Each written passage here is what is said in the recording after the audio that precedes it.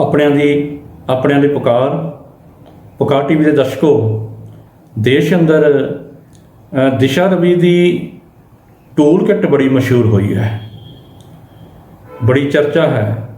तो ये tool kit की है, मामला की है, आओ आप इन्हूं समझिए।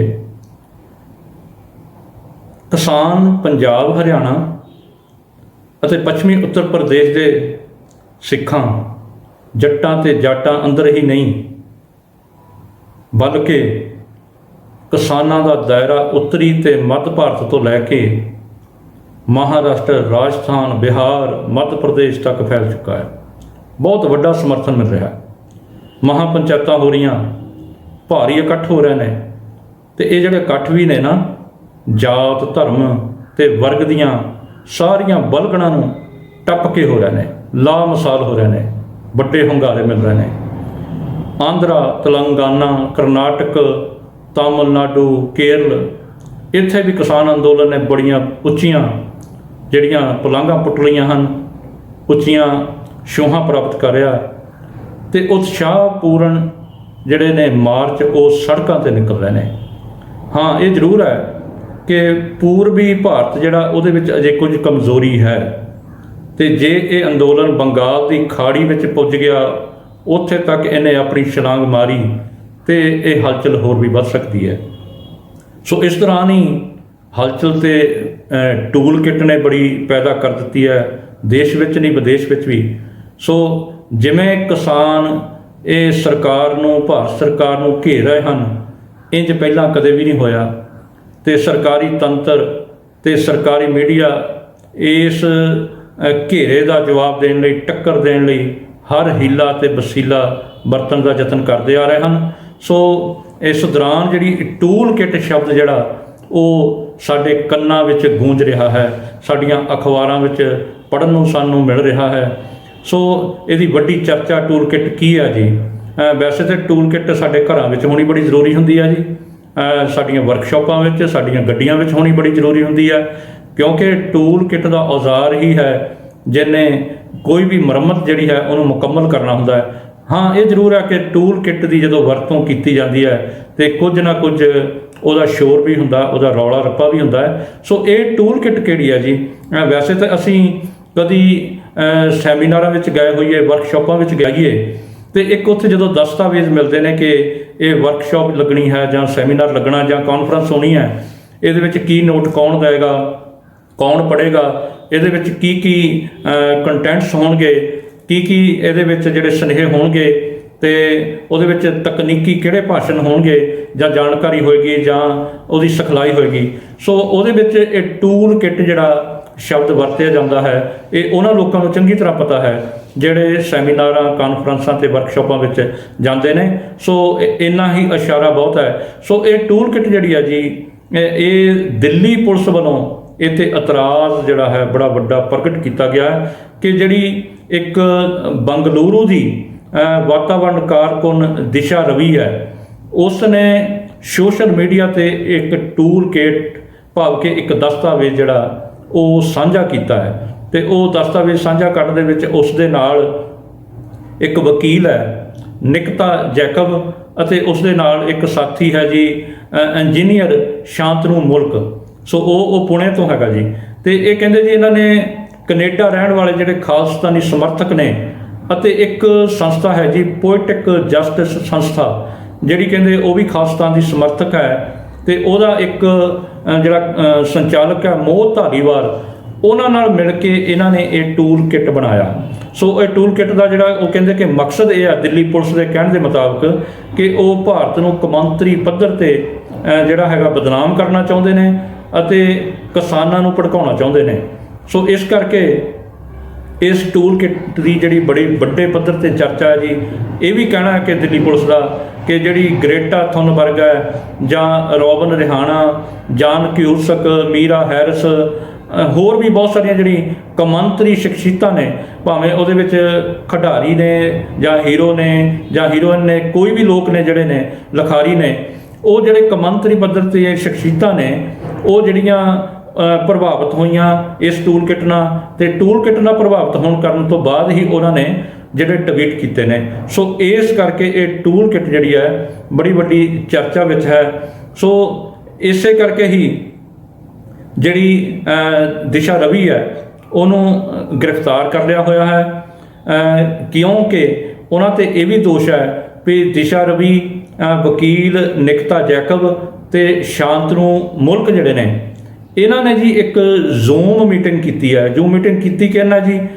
ਖਾਲਿਸਤਾਨ ਸਮਰਥਕ ਨੇ ਪੋਇਟਿਕ ਜਸਟਿਸ ਫਾਊਂਡੇਸ਼ਨ ਦੇ ਸੰਚਾਲਕ ਮੋਹ ਧਾਲੀਵਾਲ। ਸੋ ਇਸ ਕਰਕੇ ਇਹਨਾਂ ਤਿੰਨਾਂ ਨੂੰ ਦਿੱਲੀ ਪੁਲਿਸ ਵੱਲੋਂ ਦੋਸ਼ੀ ਠਹਿਰਾਇਆ ਗਿਆ ਹੈ ਤੇ ਉਹਨਾਂ ਦੋਸ਼ਾਂ ਦੇ ਵਿੱਚ ਇਹ ਚਰਚਾ ਦੇ ਵਿੱਚ ਹੈ ਕਿ ਵਾਤਾਵਰਨ ਕਾਰਕੁਨ ਜਿਹੜੀ 21 ਸਾਲ ਦੀ ਲੜਕੀ ਹੈ ਦਿਸ਼ਾ ਰਵੀ, ਉਹਨੂੰ ਪੁਲਿਸ ਨੇ ਗ੍ਰਿਫਤਾਰ ਕੀਤਾ ਹੋਇਆ ਹੈ। ਸੋ ਇਹ ਗ੍ਰਿਫਤਾਰ ਕਰਨ ਤੋਂ ਬਾਅਦ ਤੇ ਬਹੁਤ ਸਾਰੇ ਸਵਾਲਾਂ ਦੀ ਝੜੀ ਲੱਗ ਗਈ ਹੈ ਜੀ। ਸਵਾਲ ਹੈ ਕਿ ਕੀ ਜ਼ੂਮ ਮੀਟਿੰਗ ਕਰਨਾ ਕੋਈ ਗੁਨਾਹ ਹੈ? ਗਲੋਬਲ ਇੰਡੀਆ ਵਿੱਚ ਜਦੋਂ ਜਿਉਂਦੇ ਹੋਈਏ ਜਾਂ ਅਸੀਂ ਡਿਜੀਟਲ ਇੰਡੀਆ ਵਿੱਚ ਜਿਉਂਦੇ ਹੋਈਏ ਤੇ ਕੀ ਇਹ ਕੋਈ ਜ਼ੂਮ ਮੀਟਿੰਗ ਕਰਨਾ ਗੁਨਾਹ ਹੈ? ਇਸ ਤੋਂ ਬਾਅਦ ਸਵਾਲ ਇਹ ਵੀ ਆ ਰਹੇ ਨੇ ਕਿ ਜੇ ਉਹਨਾਂ ਨੇ ਮੀਟਿੰਗ ਕੀਤੀ ਹੈ ਤੇ ਕੀ ਸਾਜ਼ਿਸ਼ ਘੜੀ ਗਈ ਹੈ? ਜੇ ਕੋਈ ਸਾਜ਼ਿਸ਼ ਘੜੀ ਗਈ ਹੈ ਤੇ ਉਹਦਾ ਸਬੂਤ ਪੇਸ਼ ਕੀਤਾ ਜਾਣਾ ਚਾਹੀਦਾ ਹੈ। ਇਸ ਤੋਂ ਬਾਅਦ ਸਵਾਲ ਇਹ ਵੀ ਪੈਦਾ ਹੋ ਗਿਆ ਹੈ ਕਿ ਟੂਲ ਕਿਟ ਜੋ ਇੱਕ ਦਸਤਾਵੇਜ਼ ਹੈ ਉਸ ਨੂੰ ਪੜ੍ਹਨ ਤੋਂ ਬਾਅਦ ਕੀ ਇਹ ਨਤੀਜਾ ਕੱਢਿਆ ਜਾ ਸਕਦਾ ਹੈ ਕਿ ਇਹ ਦੇਸ਼ ਦੇ ਵਿਰੁੱਧ ਸਾਜ਼ਿਸ਼ ਰਚਣ ਵਾਲਾ ਦਸਤਾਵੇਜ਼ ਹੈ ਜਾਂ ਟੂਲ ਕਿਟ ਹੈ, ਜਾਂ ਇਹ ਕਿਸਾਨਾਂ ਨੂੰ ਭੜਕਾਉਣ ਵਾਲੀ ਹੈ, ਜਾਂ ਇਹ ਦੇਸ਼ ਨੂੰ ਤੋੜਨ ਵਾਲੀ ਹੈ, ਜਾਂ ਦੇਸ਼ ਵਿੱਚ ਹਿੰਸਾ ਕਰਨ ਵਾਲੀ ਹੈ। ਤੇ ਜਦੋਂ ਇਸ ਟੂਲ ਕਿਟ ਦਾ ਮੁਤਾਲਿਆ ਕੀਤਾ ਜਾਏਗਾ ਤੇ ਇਹਦਾ ਜਵਾਬ ਨਾ ਵਿੱਚ ਮਿਲਣ ਦੀਆਂ ਆਸਾਂ ਨੇ। ਸੋ ਕਿਉਂਕਿ ਅਕਸਰ ਸਮਾਜਿਕ ਸਰੋਕਾਰਾਂ ਲਈ ਅਤੇ ਵਿਸ਼ਵ ਪੱਧਰ ਪਰ ਗਲੋਬਲ ਇਕਜੁੱਟਤਾ ਵਾਸਤੇ ਯਤਨ ਕੀਤੇ ਜਾਂਦੇ ਨੇ। ਜ਼ੂਮ ਮੀਟਿੰਗਾਂ ਹੁੰਦੀਆਂ ਨੇ, ਉਹਦੇ ਵਿੱਚ ਅਪੀਲਾਂ ਹੁੰਦੀਆਂ ਨੇ ਕਿ ਕੋਈ ਵੀ ਸਮਾਜਿਕ ਸਰੋਕਾਰ ਉਹਨੂੰ ਸਿਰੇ ਚਾੜਨਾ ਹੈ ਤੇ ਉਹਦੇ ਵਿੱਚ ਇੱਕ ਦੂਜੇ ਦਾ ਸਾਥ ਦਿੱਤਾ ਜਾਂਦਾ ਹੈ ਤੇ ਲਿਆ ਜਾਂਦਾ ਹੈ। ਸੋ ਇਹ ਇੱਕ ਸਧਾਰਨ ਕਾਰਵਾਈ ਹੈ। ਸੋ ਇਹ ਟੂਲ ਕਿਟ ਵਿੱਚ ਜਿਹੜੀ ਹੋਇਆ ਕੀ ਹੈ ਜੀ, ਇਹਦੇ ਵਿੱਚ ਲਿਖਿਆ ਕੀ ਹੈ, ਸਾਨੂੰ ਬਸ ਇੰਨੀ ਕੁ ਗੱਲ ਜਿਹੜੀ ਸਮਝ ਲੈਣੀ ਚਾਹੀਦੀ ਹੈ। ਦੇਸ਼ ਵਿਦੇਸ਼ ਦੇ ਲੋਕਾਂ ਨੂੰ ਕਿਸਾਨ ਅੰਦੋਲਨ ਦਾ ਸਮਰਥਨ ਕਰਨ ਲਈ ਕਿਹਾ ਗਿਆ ਜੀ ਟੂਲ ਕਿਟ ਦੇ ਵਿੱਚ। ਇੱਕ ਤੇ ਕੀ ਇਹ ਦਿੱਲੀ ਪੁਲਿਸ ਨੂੰ ਇਹ ਵੀ ਦੋਸ਼ ਲੱਗਦਾ ਹੈ? ਇਹ ਆਪਣੇ ਆਪ ਵਿੱਚ ਸਵਾਲ ਹੈ ਵੀ ਦੇਸ਼ ਵਿਦੇਸ਼ ਦੇ ਲੋਕਾਂ ਨੂੰ ਕਿਹਾ ਵੀ ਕਿਸਾਨ ਅੰਦੋਲਨ ਦਾ ਸਮਰਥਨ ਕਰੋ। ਤੇ ਦੂਜੀ ਗੱਲ ਜਿਹੜੀ ਉਸ ਦਸਤਾਵੇਜ਼ ਵਿੱਚੋਂ ਜਿਹਨੂੰ ਟੂਲ ਕਿਟ ਕਹਿੰਦੇ ਆ ਉਹਦੇ ਵਿੱਚ ਮਿਲਦੀ ਪਈ ਹੈਗੀ ਕਿ ਉਹਨਾਂ ਨੇ ਇਹ ਵੀ ਕਿਹਾ ਕਿ ਟਵਿੱਟਰ ਤੇ ਸੋਸ਼ਲ ਮੀਡੀਆ ਤੇ ਕਿਸਾਨ ਅੰਦੋਲਨ ਦੇ ਹੱਕ ਵਿੱਚ ਪੋਸਟਾਂ ਪਾਓ। ਅਕਸਰ ਜਿਹੜੇ ਲੋਕ ਕੋਈ ਵੀ ਸਮਾਜਿਕ ਸਰੋਕਾਰ ਲਈ ਕੰਮ ਕਰਦੇ ਨੇ ਤੇ ਉਹਦਾ ਸਮਰਥਨ ਉਹਦੇ ਹੱਕ ਵਿੱਚ ਭੁਗਤਦੇ ਨੇ। ਸੋ ਇਸੇ ਤਰ੍ਹਾਂ ਹੀ ਉਹਨਾਂ ਨੇ ਇਹ ਗੱਲ ਕਹੀ ਕਿ ਕਿਸਾਨ ਅੰਦੋਲਨ ਦੀ ਜਿਹੜੀ ਤਕਲੀਫ ਹੈ, ਜੋ ਸਮੱਸਿਆ ਹੈ, ਇਸ ਦੇ ਸੰਬੰਧ ਵਿੱਚ ਕੌਮਾਂਤਰੀ ਜਿਹੜਾ ਮੁਦਰਾ ਫੰਡ ਹੈ, ਵਿਸ਼ਵ ਵਪਾਰ ਸੰਗਠਨ ਹੈ, ਵਿਸ਼ਵ ਬੈਂਕ ਹੈ, ਇਹਨਾਂ ਦੇ ਜਿਹੜੇ ਮੁਖੀ ਹੈ, ਇਹਨਾਂ ਨੂੰ ਈਮੇਲਾਂ ਕੀਤੀਆਂ ਜਾਣੀਆਂ ਚਾਹੀਦੀਆਂ ਤੇ ਇਹ ਕਿਸਾਨਾਂ ਦਾ ਜੋ ਦੁੱਖ ਤੇ ਤਕਲੀਫ ਹੈ ਉਹ ਤੋਂ ਪ੍ਰਭਾਵਸ਼ਾਲੀ ਢੰਗ ਨਾਲ ਜਾਣੂ ਕਰਵਾਉਣਾ ਚਾਹੀਦਾ ਹੈ। ਸੋ ਉਹਨਾਂ ਨੇ ਇੱਕ ਇਹ ਗੱਲ ਕੀਤੀ ਜੀ ਟੂਲ ਕਿਟ ਵਿੱਚ, ਟਵਿੱਟਰ ਤੇ 2 ਹੈਸ਼ਟੈਗ ਕਿਹੜੇ ਨੇ ਜੀ ਜਿਹੜੇ ਆਪਾਂ ਰੋਜ਼ ਸੋਸ਼ਲ ਮੀਡੀਆ ਤੇ ਦੇਖ ਵੀ ਰਹੇ ਹਾਂ। ਉਹ ਹੈ ਜੀ ਫਾਰਮਰਸ ਪ੍ਰੋਟੈਸਟ, ਦੂਸਰਾ ਹੈ ਜੀ ਸਟੈਂਡ ਵਿਦ ਫਾਰਮਰਸ। ਤੇ ਮੇਰਾ ਖਿਆਲ ਇਹ ਅੱਜ ਘਰ ਘਰ ਦੇ ਵਿੱਚ ਹਰ ਗੱਡੀ ਤੇ ਹਰ ਇੱਕ ਦੇ ਸੋਸ਼ਲ ਮੀਡੀਆ ਦੇ ਮੰਚ ਦੇ ਉੱਤੇ ਇਹ ਟੈਗ ਚੱਲ ਰਹੇ ਨੇ ਤੇ ਇਹਦੇ ਵਿੱਚ ਵੀ ਕੋਈ ਦਿੱਲੀ ਪੁਲਿਸ ਨੂੰ ਕੋਈ ਗੁਨਾਹ ਨਜ਼ਰ ਆ ਰਿਹਾ ਹੈ। ਸੋ ਇਸ ਤੋਂ ਇਲਾਵਾ ਉਹਨਾਂ ਨੇ ਇਹ ਬੇਨਤੀ ਕੀਤੀ ਸੀ ਕਿ 13-14 ਫਰਵਰੀ ਤੋਂ ਇਸ ਮੁਹਿੰਮ ਨੂੰ ਜਿਹੜਾ ਇਕਜੁੱਟਤਾ ਦੇ ਨਾਲ ਚਲਾਉਣ ਦਾ ਯਤਨ ਕੀਤਾ ਜਾਵੇ।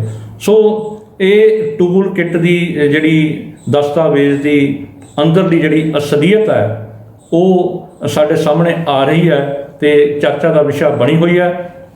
ਪਰ ਇਹ ਗੱਲ ਪੱਕੀ ਹੈ ਵੀ ਇਸ ਟੂਲ ਕਿਟ ਦੇ ਵਿੱਚ ਕਿਤੇ ਨਹੀਂ ਲਿਖਿਆ ਵੀ ਤੁਸੀਂ ਖਾਲਿਸਤਾਨ ਦਾ ਸਮਰਥਨ ਕਰੋ ਜਾਂ ਤੁਸੀਂ ਕੋਈ ਲਾਲ ਕਿਲੇ ਤੇ ਝੰਡਾ ਚੜਾਓ ਜਾਂ ਕੋਈ ਕਿਸਾਨ ਅੰਦੋਲਨ ਦੇ ਸਮਰਥਨ ਕਰਦਿਆਂ ਕੋਈ ਹਿੰਸਾ ਭੜਕਾਓ। ਐਸੀ ਕੋਈ ਵੀ ਗੱਲ ਇਸ ਦਸਤਾਵੇਜ਼ ਦੇ ਵਿੱਚੋਂ ਨਜ਼ਰ ਨਹੀਂ ਆ ਰਹੀ।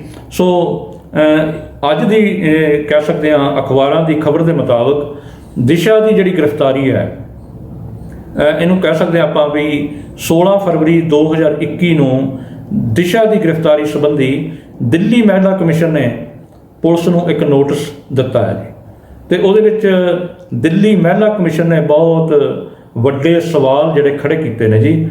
ਉਹਨਾਂ ਨੇ ਸਵਾਲ ਖੜਾ ਕੀਤਾ ਹੈ ਕਿ ਦਿੱਲੀ ਪੁਲਿਸ ਨੇ ਜਦੋਂ ਇਹਨੂੰ ਦਿਸ਼ਾ ਨੂੰ ਬੰਗਲੁਰੂ ਤੋਂ ਗ੍ਰਿਫਤਾਰ ਕੀਤਾ ਹੈ ਤੇ ਗ੍ਰਿਫਤਾਰ ਕਰਕੇ ਉਹਨਾਂ ਨੇ ਦਿੱਲੀ ਲਿਆਂਦਾ ਹੈ, ਤੇ ਦਿੱਲੀ ਲਿਆਉਣ ਮੌਕੇ ਉਹਨਾਂ ਨੇ ਉਸ ਦੇ ਮਾਪਿਆਂ ਨੂੰ ਜਾਣਕਾਰੀ ਕਿਉਂ ਨਹੀਂ ਦਿੱਤੀ। ਵੱਡਾ ਸਵਾਲ ਖੜਾ ਕੀਤਾ ਹੈ ਜੀ। ਦੂਸਰਾ ਸਵਾਲ ਉਹਨਾਂ ਨੇ ਖੜਾ ਕੀਤਾ ਹੈ ਕਿ ਦਿਸ਼ਾ ਰਵੀ ਨੂੰ ਦਿੱਲੀ ਲਿਆਉਣ ਤੋਂ ਪਹਿਲਾਂ ਬੰਗਲੁਰੂ ਦੀ ਜਿਹੜੀ ਅਦਾਲਤ ਹੈ ਉਸ ਦੇ ਵਿੱਚ ਟ੍ਰਾਂਜ਼ਿਟ ਰਿਮਾਂਡ ਲਈ ਪੇਸ਼ ਕਰਨਾ ਚਾਹੀਦਾ ਸੀ, ਕਿਉਂ ਨਹੀਂ ਪੇਸ਼ ਕੀਤਾ ਗਿਆ? ਇਹ ਵੱਡਾ ਸਵਾਲ ਖੜਾ ਹੋ ਗਿਆ। ਸੋ ਦਿੱਲੀ ਮਹਿਲਾ ਕਮਿਸ਼ਨ ਨੇ ਇਸ ਦਿੱਲੀ ਪੁਲਿਸ ਤੋਂ FIR ਦੀ ਜਿਹੜੀ ਹੈ ਕਾਪੀ ਮੰਗ ਲਈ ਹੈ ਕਿ ਸਾਨੂੰ ਕਾਪੀ ਦਿੱਤੀ ਜਾਵੇ ਤਾਂ ਕਿ ਅਸੀਂ ਇਹਦੀ ਘੋਖ ਪੜਤਾਲ ਕਰੀਏ ਕਿ ਤੁਸੀਂ ਦੋਸ਼ ਕਿਵੇਂ ਲਾਏ ਨੇ ਤੇ ਦੋਸ਼ ਸਿੱਧ ਕਿਵੇਂ ਕਰੋਗੇ।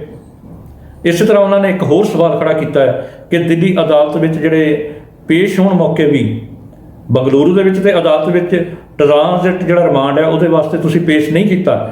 ਜਦ ਦਿੱਲੀ ਅਦਾਲਤ ਵਿੱਚ ਵੀ ਜਦੋਂ ਤੁਸੀਂ ਪੇਸ਼ ਕਰਨਾ ਹੈ ਤੇ ਤੁਸੀਂ ਉਹਦੇ ਰਵੀ ਦੇ ਜਿਹੜਾ ਪਸੰਦੀਦਾ ਜਿਹੜਾ ਵਕੀਲ ਹੈ ਉਹ ਵਕੀਲ ਜਿਹੜਾ ਹੈ ਉਹਨੂੰ ਮੁਹੱਈਆ ਕਿਉਂ ਨਹੀਂ ਕਰਵਾਇਆ? ਇਹ ਤੁਹਾਡੀ ਇੱਕ ਵੱਡੀ ਡਿਊਟੀ ਬਣਦੀ ਸੀ ਕਿ ਉਸ ਦੇ ਇੱਛਾ ਦੇ ਮੁਤਾਬਕ ਜੋ ਵਕੀਲ ਕਰਨਾ ਚਾਹੁੰਦੀ ਹੈ ਉਹ ਵਕੀਲ ਕਰਕੇ ਦਿੱਤਾ ਜਾਂਦਾ। ਸੋ ਇਸ ਤਰ੍ਹਾਂ ਹੀ ਉਹਨਾਂ ਨੇ ਦਿੱਲੀ ਪੁਲਿਸ ਨੂੰ ਵੱਡੇ ਕਟਹਿਰੇ ਵਿੱਚ ਖੜਿਆ ਕਰਦਿਆਂ ਦਿੱਲੀ ਮਹਿਲਾ ਕਮਿਸ਼ਨ ਨੇ ਉਹਨਾਂ ਨੂੰ ਕਿਹਾ ਕਿ ਸਾਨੂੰ ਸ਼ੁੱਕਰਵਾਰ 19 ਫਰਵਰੀ ਤੱਕ ਜਿਹੜੀ ਹੈ ਐਕਸ਼ਨ ਰਿਪੋਰਟ ਜਿਹੜੀ ਹੈ ਉਹ ਦਿੱਤੀ ਜਾਵੇ। ਸੋ ਇਸ ਦੇ ਨਾਲ ਨਾਲ ਇਹ ਵੀ ਖਬਰ ਹੈ ਕਿ ਜਿਹੜੇ ਉਸ ਦੇ ਸਾਥੀ ਨੇ, ਜਿਹੜੀ ਵਕੀਲ ਹੈ ਨਿਕਿਤਾ ਜੈਕਬ ਜੋ ਮੁੰਬਈ ਤੋਂ ਹੈ, ਤੇ ਦੂਸਰਾ ਉਹਨਾਂ ਦਾ ਸਾਥੀ ਜਿਹੜਾ ਹੈ ਇੰਜੀਨੀਅਰ ਸ਼ਾਂਤਨੂ ਮੁਲਕ ਪੁਣੇ ਤੋਂ ਹੈ, ਉਹਨਾਂ ਨੂੰ ਬੰਬੇ ਹਾਈ ਕੋਰਟ ਨੇ ਸੁਣਨਾ ਕੀਤਾ ਹੈ ਜੀ।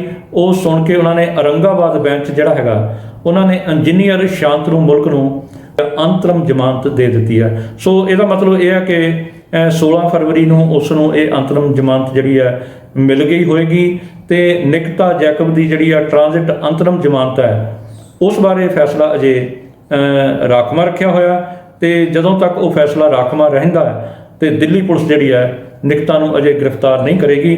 ਸੋ ਇਸ ਟੂਲ ਕਿੱਟ ਨੂੰ ਸਮਝਦਿਆਂ ਇੱਕ ਸਵਾਲ ਪੈਦਾ ਹੋ ਗਿਆ ਹੈ ਕਿ ਜਿਹੜੇ ਜਮਹੂਰੀ ਲੋਕ ਨੇ, ਦੇਸ਼ ਦੇ ਨਾਗਰਿਕ ਨੇ, ਜਾਂ ਪੂਰੇ ਵਿਸ਼ਵ ਵਿੱਚ ਮਨੁੱਖੀ ਅਧਿਕਾਰਾਂ ਲਈ ਕੰਮ ਕਰਨ ਵਾਲੇ ਲੋਕ ਨੇ, ਜੇ ਉਹ ਦੇਸ਼ ਦੇ ਲੋਕਾਂ ਲਈ ਜਾਂ ਦੇਸ਼ ਦੇ ਲੋਕਾਂ ਵੱਲੋਂ ਚੱਲ ਰਹੇ ਅੰਦੋਲਨ ਲਈ ਕੋਈ ਆਵਾਜ਼ ਉਠਾਉਂਦੇ ਹਨ, ਤੇ ਕੀ ਉਹਨਾਂ ਨੂੰ ਦੇਸ਼ ਧਰੋਹੀ ਮੰਨ ਲੈਣਾ ਚਾਹੀਦਾ ਹੈ? ਕੀ ਉਹਨਾਂ ਨੂੰ ਹੱਕ ਨਹੀਂ ਕਿ ਉਹ ਆਪਣੇ ਹੱਕਾਂ ਲਈ, ਆਪਣੇ ਅਧਿਕਾਰਾਂ ਲਈ ਸ਼ਾਂਤਮਈ ਢੰਗ ਦੇ ਨਾਲ ਆਪਣੀ ਆਵਾਜ਼ ਨੂੰ ਬੁਲੰਦ ਕਰ ਸਕਣ? ਇਹ ਸਵਾਲ ਅੱਜ ਪੂਰੇ ਵਿਸ਼ਵ ਦੇ ਸਾਹਮਣੇ ਖੜਾ ਹੋ ਗਿਆ ਹੈ। ਸੋ ਪੁਕਾਰ TV ਲਈ ਤੁਹਾਡਾ ਧੰਨਵਾਦ। ਮੈਂ ਰਿਸ਼ਪਾਲ ਸਿੰਘ।